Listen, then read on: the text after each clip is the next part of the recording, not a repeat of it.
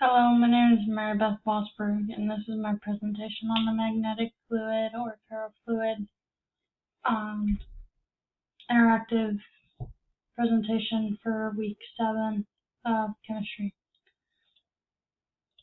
The materials that we used are ink toner, vegetable oil, and earth magnets. Ink toner, you can vary how much you use depending on the size of the experiment you want to use. I used about a cup and a half.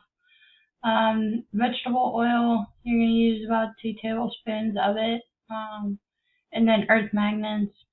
These are going to be used to help create the magnetic field needed to make the spikes in magnetic fluid visible to the eye when you see what's going on with the fluid. Moving on to what's going on. This fluid is very magnetic because of the toner. The toner has in it magnetic particles, and those magnetic particles are not strong enough and don't join together when a magnet and the magnetic field is not present. It is liquefied until a magnet becomes present, and when that magnet is presented, the fluid then generates these spikes, and these spikes will move around.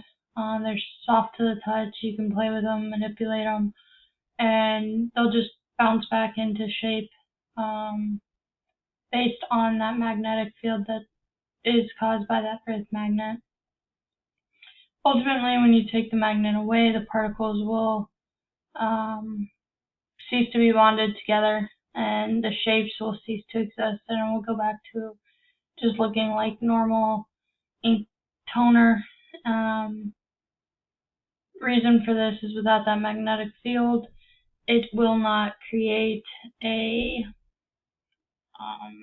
area that enables those magnetic particles within the ink toner to bond together, and without them being bonded, they're just going to be present within the liquid and ultimately just be there and not interact with anything. That is my presentation on the ferrofluid and magnetic fluid that was created for this week's presentation. Thanks for watching.